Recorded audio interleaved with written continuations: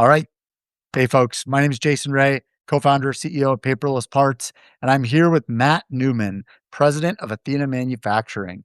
Matt is a awesome friend of mine. He has been a fantastic customer for nearly 5 years now, and more 6. 6. Oh my goodness, my time is off. Time flies when you're having fun. But I wanted to sit down here for this episode of Cutting Through the Noise and chat with you, Matt. I think a lot of our customers in the market today are seeing tremendous demand. And they're all trying to figure out, how do we grow and how do we keep up with that demand? What's the right approach? What's the smart strategy for scaling my business without getting too far over my skis? And I've watched you navigate that now for close to 20 years. You've been sitting in a variety of different roles, going from controller to moving into director of engineering and program management to business development. And now you're in the president role as of July 2024. So I think you bring a really unique perspective. You're not the hired gun CEO that was brought in to take a business that was run as a lifestyle business and scale it. You've been a part of scaling the business from very early days. So how did each of those, because like you have a unique purview from each of those seats, how has that led up to how you run the business as president? Like, you've obviously seen a tremendous amount over the last 20 years, almost 20 years now. What how has that shaped your approach? Great question, and I wanna start with thanking you for being on your podcast. It's a real honor. I think a lot of you and Paperless Parts and what you've been able to accomplish, so I really start appreciate with you that. doing it. So thank you. Um, I was a bean counter for 12 years, 14 years, really never stopped. So that's a big focus. I like to make sure we control our margins. I like to look at all the numbers I can, and that guides how I run the business. That's the guiding light. You got to know your numbers. You got to know your margins. You've got to make sure, especially with the growth you're talking about, we don't make parts and tape dollar bills to them. We don't have any capacity for that, and I don't think anybody does in the market that we're seeing right now. So Seen then a lot moving of into people sell a buck for 80 cents, and I'm finding that to be a very interesting business strategy. That seems like, maybe a little short-sighted. They get excited about the revenue number and maybe don't understand how that flows through to the bottom line. you want to grow, you better be making some money to put into the bank, or that cash goes away quickly. Yeah, but you can make it up on volume, right? That's the old adage. Yeah. I don't know if Um, that works, but obviously you and your team have figured that out and you've built something that's sustainable, which I always admire when folks are able to and are disciplined enough to be profitable so that you can reinvest in the business and continue to scale. I'm pretty sure that automation and that real focus on scaling kicked off really when we started working together early 2020 timeframe, but you guys pushed through COVID and really started putting the gas pedal down on bringing in automation and bringing in technology that allowed you to get more out of all of your investments that you had made across a variety of different manufacturing processes. Can you talk a little bit about that? Talk about how you guys approached it and how that set you up for success now. sure. Um, I guess our first introduction to automation was a Makino line, and that was the 2017. The first FMS line we got, um, and that kind of opened our eyes to what utilization of those equipment, what utilizing your equipment can do for your bottom line, and getting those spindle hours, and how important that is, rather than, we're kind of a dual business, right? We have fabrication, we have machining. So we were heavier fab and more focused on employee productivity and that type of metric before we got into this automation. And then it started to shift, and utilization became more important, especially in the machine shop side of the business. So from there, we went into robotic welding, and That's not so much production, but it's consistency of process, you know, you get to do the same thing every time. It does speed up our production, we can do more, but a lot of cobots. We have 4 cobots on the floor now, high robotics. That's been a game changer in getting new talent into the weld pipeline and, being able to produce more and produce consistently. You know, bringing up a new welder that can't maintain the tolerances that we need, you know, and is really trying to understand how to weld, that takes a lot of those problems out of the equation. It Uh, sounds like the other thing too that I'm hearing in what you're talking about is this is a approach that you all take to building and scaling your business, and it's not a reactive muscle. Like, I think one of the things that I'm seeing a lot in the industry right now as I talk to customers and prospects that are starting to get peppered with RFQs is they haven't spent a lot of time thinking about their capacity utilization, and so they're just kicking off these automation projects now without realizing that it's not a 30-day or even a 6-month journey. Like, I think you talk a little bit about, like, from, "We're gonna go automate this, we're gonna make the welding lines more effective," to, "This actually works at production scale and it's repeatable." How long did that take? well, I'll let you know when I get there. Yeah. You know, I think that's a really great answer too. I mean, it's not out of the box yet. no, it's certainly not out of the box. We really need to get invested in somebody to be. I'm not sure I'm struggling with what is AI going to be able to help me with in the next 6 months, and getting a robotic programmer to be able to be more flexible.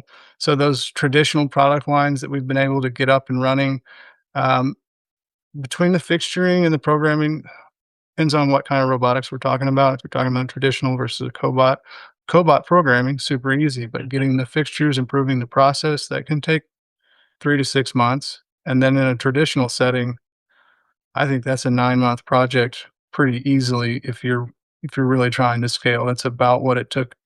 We made about 400,000 rings for a customer. We won't go into the, Yep. what that was, but yeah, on a fully automated line, inspections in, you know, in process inspection inside of it, pick and place the robot with a lathe cell. Yeah, that was a 9-month journey with a lot of outside help. So it depends on what kind of scale you're going for. Cobots are a lot easier. They can get up and running in 3 months. It and I think you said the magic buzzword AI. I don't even know if that's a word, but artificial intelligence, right? Everybody's talking about it. New presidential order is now trickling down. Like, we cannot put anything sensitive into Claude. You're not allowed to use these tools, because we don't trust them.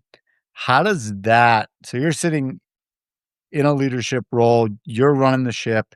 How does that affect your planning? Like, as you think about the next 3 to 5 years, and I think my perspective is there's going to be a lot of demand over the next 3 to 5 years. It seems like a lot is coming down the road.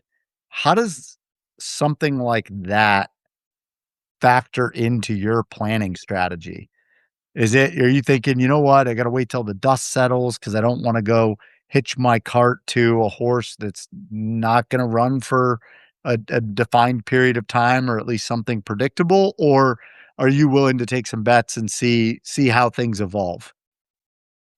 I'm definitely willing to take some bets, but I think they're hedge bets. So Yeah, what I'm looking for is I listened to all your podcasts before coming on, so I really enjoyed Jay Jacobs' Automate, Innovate, or Evaporate. I think that automation side, those what do we call them, rope tasks? yeah, That's where the focus needs to be right now. You know, I think you're boiling the ocean if you're in a um, CUI safe model that's a little bit older, trying to get it to process your SQL data and spit you out answers when you ask it a question like you can an LLM. I'm not sure that that's worthwhile at the moment, but being able to program and automate something we've done is we can upload a PO. It scrapes the PO, pulls out all the data, bounces it off your software, tells me if it's a new product, and bounces it off our ERP, tells me if it's an old product, looks at the costing on the last job, looks at the availability of materials, looks at the lead time of the materials if we don't have them, tells us, can we make it? Can we make it on time? Can we be profitable making it? And it does all That's that really quickly. So those type of tasks, I think, are awesome with AI. Using it like an LLM to query your data, I'm sure there's companies out there that are more talented than us and can get that done, but I'm not sure for the average shop that that's a, worthwhile venture. and the data is fairly structured to begin with, so if you're using I tend to find that, folks think about technology as a, like, peanut butter spread solve to all of the problems without realizing that if your data is truly garbage in your ERP system, the output is going to be garbage that you get back. And a lot of folks don't want to have to go do the hard work, the cleanup before and it's just like, oh, well, maybe AI will solve this for us someday. You said something really interesting. And I always chuckle a little bit. We every time we talk to prospects, always ask them, what's your capacity utilization today and how are you running your shop? And I'm always amazed at the numbers that initially come out in those conversations where folks are telling me that they're, high 70s, even 80%. And I smile just like you did. That's the exact, it's the exact response I have. I try not to laugh. And then I'll just ask the questions and I'll say, okay, so you're running 3 shifts. And they'll say, "Well, no, no, we're running a shift and a half." And I'm like, "Okay." And then I'll say, "Well, you got automation set up, you got pallet loaders, you got automated lines, you clearly have cobots running the machines." And they'll say, "Well, no, maybe on a couple of our machines, but, the vast majority of the shop, no." And I'll say, "So help me understand the 70% concept that you're thinking you're running your shop at." And then it comes out that it's actually 70% of what would be theoretical, which is actually more like 23% of total 8,700 hours a year that you could be running something, and I'm rough math here. But I always find that that's folks, they get stuck on that number and they like it, and then they spend an enormous amount of time optimizing cycle time for a low volume job. And I just don't understand. How did you balance that? Because I'm like, you just spent 10 hours carving 15 minutes out of a job that's like you've got 12 hours on this machine that's just sitting there doing nothing. Why do we care about carving this out of 25 parts? Like, so how do you help your team and how do you grow the individuals to have the right mindset of balancing optimization with capacity utilization? Well, I think understanding your capacities is something most shops don't do well, and maybe even we're not the best at, but we go through it every Monday, production meeting, look at all the work centers, what's scheduled in those work centers, not for this week, but for the next 6 months.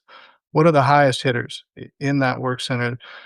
If it's overloaded, what's highest? Okay, I need you to go attack that thing that's supposed to run for 230 hours in the next 6 months, and let's get that down so we can break that bottleneck or move that to a faster machine or whatever we need to do. So it's longer term planning every week as things come in. To me, that's the best way to look at what you need to optimize is what do I have in the schedule, and don't look at this week because it's too late. You're toast. I like that approach because you don't then over optimize in an area that because the people are finite, right? At least until the Super AI finite. overlords take over, and then we don't have to do anything. We can just hang out on the beach. But it that human talent, and I think you guys have done a phenomenal job cultivating human talent. So I'd love to shift the conversation to that because we've worked with a lot of folks on your team and just always so impressed with how they think about the business and how thoughtful they are. Um, but that human talent is finite. You can only hire so many folks, and you've got, what, close to 250 people today. So how have you, and I'm sure it wasn't always like that. How did you build that culture? How did you scale those people? Well, I can't take all the credit for the culture. There was a lot here when I came in, but I think I've done a good job, developing it. I to the chagrin of most of my employees, I guess I should talk about when I took over. I, like you said, I've done just about every business or just about every job in this business. So I was getting way too tactical, jumping in, helping people, not letting them struggle, letting them figure it out. So I've really tried to take my hands completely off of any tactical intentionally, even when I see it's going wrong, which is really hard for me. Let it go wrong. Let them see the problem. Let them fix the problem. Bring the solution to me, not the problem. And that's been for the last year. What I've been focusing on is they come in my door. I've got an issue. Okay, Socratic method. It, what's the solution? Why is that the solution? Okay, you sure that's the solution? So just asking questions and not trying never to answer for my employees, and it's created a lot of resilience, a lot of curiosity, and super proud of the team for the way they've adapted to that. I think they've all wanted to throw something at me a time or two, but I suck at that. It is so hard to not be like, "Ooh, let me answer that question." I remember when we built that feature. I know why we built that. Like, I'm happy to, like, I'll sit there and just watch the internal chat channel, and I'm like, "Who's gonna answer this? Someone gonna answer it?" That is such a it's such a hard thing to do as you're building the organization, but I think one of the things that I've found, I'm always really amazed. There's a lot of in tech, CEOs are leaning on building their second brains and using AI to be in every meeting. And I'm just like, I feel like the business has actually gotten a lot better now that I can't be in every meeting. And so like it almost feels like we're going the opposite direction. Like if my AI was in every meeting with, I feel like people would want to kill me. That would yeah, be That would be just be terrible, like, no one would be, like, encouraged to think for themselves. exactly that. And so we won't say that that may have been a part of the culture of the old regime, but uh, It's tough. that's that generation. It's a different time. So being the bean counter, and to use your word, I'm guessing that gives you and having a strong understanding of your business gives you the ability to quickly understand how much rope you can give people.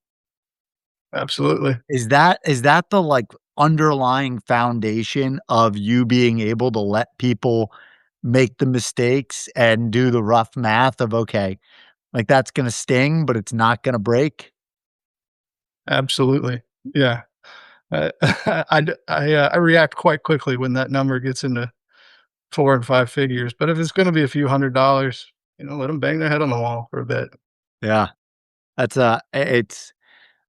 it's something that we don't see people do that often. They'll go to the mat over a very small thing, and it's just like that energy is finite. It's yeah, I'm not keeping my head up if I'm, way too tactical if I get into every problem that I hear about. And so it sounds like part of it is on the job learning. So giving people enough autonomy and enough ability to go out and scale and learn through making mistakes, but also through having a lot of success. Are there other things that you invest in or other areas that you spend a lot of time on making sure that the team is getting trained up? Or it sounds like you give them access to a lot of modern technology, which is always a nice way to incentivize people to wanna come to work every day is have cool toys to play with. So, what other approaches have you taken over the years that, have been able to grow that team?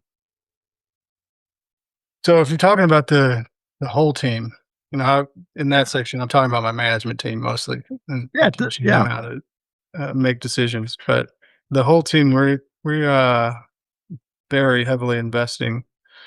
So we have a Department of Labor apprenticeship program for our machine shop, and I should shout out my HR director for this. He's well, I should first shout out my father. He's been on the workforce board for 20 years, 15 years, a long time, and on the community college board and on the manufacturing association board. So he had all the connections made for us, and our director has just taken that and absolutely run with it. And that's something I wanted to highlight in my notes about growth is a strong HR with the growth we have to do and the hiring we're going to have to do over the next 5 years is absolutely critical to success. And I think a lot of people shy away from, especially smaller shops, from having that strong HR person. And that I would strongly encourage them to go after them. Yeah, I heard it. I heard you say that, and I was thinking to myself, I could probably count on, you know, 2 hands and 2 feet how many shops we work with that have that person. It Yeah. seems like a role that goes overlooked. How long has that person been with the company? Like, when did you guys make the decision and just decide we need this? So we've had HR as a function for, I mean, I did it a long time ago, but we've had an HR person for 15 years probably. But Okay. we got a big upgrade from somebody that was, a corporate company, big stock exchange company, global level director, and brought them in. Relationship deal. He wasn't interested in that type of job anymore, but he wanted to be back in manufacturing and working with people, and it's been a godsend. That's Uh, all. but he's gotten us. We have three, four partnerships. Uh, so Round Rock High School, Elgin High School, Pflugerville High School. We're doing internships with all of them. We do an externship with Round Rock High School, where they call it a P-Tech program. The engineering teachers come here and they see all of our equipment and how we work and how that they can teach their students about what they need to learn in manufacturing. So they take that back to the campus. And Awesome. then we've got another, a smaller Catholic high school that we're going to have 10 students here, one a day or two a day every day, a different set of two students. So they'll be working in all the different departments of the company, learning robotics. Really, really cool. So we have students here all the time, trying to build that pipeline because you can't hire. They don't exist. Welders and machinists aren't there. You gotta train them yourself. I'm sure that injects a lot of young energy into the business. I just think about we have co-ops almost all year round from the colleges in the area, and I'm just like I'll talk to these young professionals. I was gonna say the word kids, but they're not. They're adults at this point. I guess I'm getting old.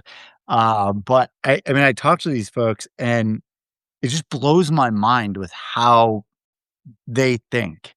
Like they're so native with technology and the way they approach problems and the way they attack situations. It's really, really cool to see. And I find that kind of injects a little bit of get up and go in our team. And I like that. I'm assuming you feel the same when, when you've got young people around that are interested and excited about what you're doing. I think people take pride in that, right? Oh yeah, it's one of the most fulfilling things about the job when you get those students that are super interested and just their eyes light up when they come in and see robots whizzing around and trains with FMSs and chips flying everywhere and weld sparks, and they're just like enamored with it. I absolutely love it. My favorite thing maybe about the job. And that's That's awesome. let's stay positive. Yeah, no, it's fantastic. So let's take it up really high level for a second. Yeah. You mentioned you got your management team, you have the understanding of your business and how that business runs and how that business runs profitably to give that management team enough rope to go and do their jobs so you can keep your head up above the trees and make sure that you can see what's coming. What are you seeing? What do I see? Yeah, what's coming? What do you think? What does the next few years look like? What like you think about where you were in 2007 and you have probably had some predictions for what the business would look like in 2027. Now we're almost there. Did those come true? And now you're sitting here, and if you think about the next 20 years of Athena, ho what does that look like? Like, what how do you think even the next 5 years, what does that look like? It looks like meteoric growth, is what it looks like. I mean, I believe it. we're in A&D and semiconductor. Are there 2 hotter commodities? If I was building racks for AI centers, maybe that would be the trifecta, but we're in a very strong position. I see expansion, I see growth Yeah, around every corner. I mean, that's it's, awesome. So how do you line the business up to take advantage of that tailwind and that market opportunity without letting it get over its skis? You know, it yes, sounds like you run a profitable business, which is the smartest way to run businesses, it's and the only way. you can well, software companies might tell you something different, but one of these days Manufacturing businesses, I should say. yeah, there Well, I you mean, even there's some of those proving me wrong right now too. yeah, well, that's always like I said, some folks will sell a buck for 80 cents, and they can do that for a while. But so how do you think about that? I mean, do you just go you buying up space, putting down new equipment? Because obviously you wanna stay out ahead of the growth, but in a measured way. Yeah, buying up space is tough, man. I'm in Austin, Texas. It's an expensive place to operate a manufacturing business. So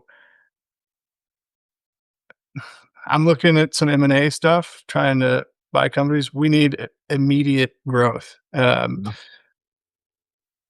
Doesn't look like that's going as well as I would like it to. So we're also looking at other buildings. We're looking at buying. We're looking at leasing. Um, Thankfully, we rode the last semiconductor wave in 2020, right? And so we got pretty geared up as far as equipment was going.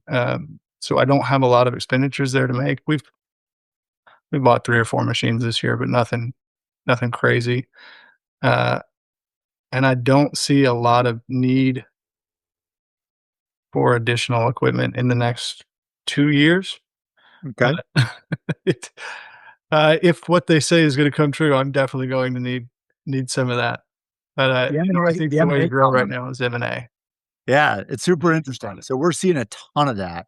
Yeah. It's like all of a sudden the country manufacturing wasn't sexy in 2017 when we started this business for some reason. Everybody doesn't like the idea of profitable businesses that provide good jobs for people to have healthy families, and that was faux pas. That wasn't like, "What? You're not going to Wall Street? You're not working in tech? You're not in software?" And so, I feel like over the last maybe even just the last 12 months, all of a sudden, it's like, "Wow, like, the US industrial base is sexy, like, we need to put money into this. Let's go maybe we should just buy a bunch of these companies and see what happens." I mean, we had a conversation, a couple weeks ago with private equity firm that's got a thesis around buying up manufacturing businesses, and they're like, "Yeah, we're gonna put a couple 100 million to work in the next 12 months." And I'm just thinking to myself, this is what a interesting, challenging market to be looking at M&A deals, especially knowing that there's gonna be a lot of destruction of wealth over the next probably 36 months as people realize operating businesses, especially small ones, without a without a hub business to kinda keep the train on the tracks. um, how how do you navigate that? You know, are you I'm assuming you're seeing that in some of these deals and the valuations are just heady, to say the least. I'm not trying to play in the open market. Yeah. I I like that. I have a lot of relationships in our manufacturing associations, and that's I'm going to those shops that medical's moving out. Uh, some other industries are slowing down. Going to them and saying, "Hey, would you be interested?" Rather than trying to compete against the Triumphs and those. I like it. Yeah, Yeah, relationships matter, don't they? they're huge. They're very important. Unfortunately, it hasn't been very successful. So, yeah, I do see the tailwinds in selling a manufacturing business right now. I think they're going to be overvalued for what they're worth. But we'll see. There's a lot of value in those employees. I think that's the number one thing you're buying is immediate capacity, especially if they don't have a good sales pipeline where I've got a double. I'm up 50% this year and I've got a double next year from the 50% increase. So I need a lot of people. Yeah, Yeah. it's unbelievable where we are, You but you guys have built an amazing business, so, I mean, yeah, I'm assuming you don't get there without delivering on your promises. absolutely true. Well, communicating effectively, building those relationships with your customers. That's another note I had here is, you know, you don't have 50% growth and not have some hiccups. And there you go. A lot of people need to hear, talk to your customer. As soon as you know there's a problem, talk to them. Say, hey, this isn't going to happen. Give them a chance. Because likely their whole supply chain is having issues, not just Athena or whoever may be providing them parts. And it gives them a chance to restructure. And the amount of grace we're getting with that is absolutely incredible. Yeah, it seems like people are afraid to say that there's a problem, and just being open and transparent about it allows there to be much more of a partnership than last minute fires. Yep. Yeah, so I was gonna ask you one last question here, and maybe just a more straightforward thing, but, folks that are listening to this podcast, like, what's one thing that you would really encourage folks to understand about what it actually takes to grow a manufacturing business the right way? Like, is there like if you anchor in this principle, I mean, it sounds like understanding your financials is a big one. Maybe goes Yeah. without saying, but any big takeaways where you would guide folks that want to follow in your footsteps and see the same level of success? Understand your financials. You're absolutely right. If you don't have the cash flow, you're not paying attention to that, you'll never grow. You'll just keep bumping your head and not get out of that cycle. Make great relationships with your customers. You know, invest that time. Go to your customer, talk to them face to face, not a Zoom call on a PO. That's you don't build any relationships that way. You don't. We get the first opportunity and the last look at price. That's the kind of relationship you want to be able to get to with your customers, and that's helped us grow a lot. Um, and don't get out over your skis. You've talked about it a lot on this podcast that I've been listening, uh, that I think is absolutely right. Don't go buy a big piece of equipment for one job that you think it's gonna make it rain. Figure out what your target market is. Go after that product. It's this big and it's a 5-axis machine part and it's aluminum. Live in that space for a while. Make sure you get good at that. Get all the tools that you need to cut that quickly. Push your team to learn that and then change it if you want to. But pick a target product, go after that, make relationships with your customers and make money. Yeah, I think Jay always says it, complexity is the enemy. Like, don't make it more complicated than it already is, because the business is a very difficult one to run successfully. So if you can avoid the compounding complexity of taking on such a envelope of jobs, can you can buy yourself a little bit of grace. Matt, it's been awesome, awesome chatting with you. Um, you guys built an amazing business. I'm sure a lot of the folks listening to this will have known you, know of you. Um, anything else if folks want to reach out, or if they heard this and they're like, you know what, I'd love to be a part of that team. How should folks reach out?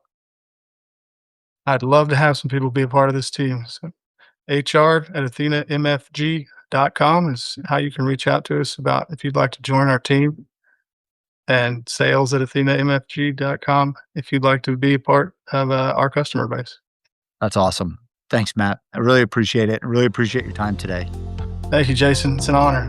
Yeah, likewise.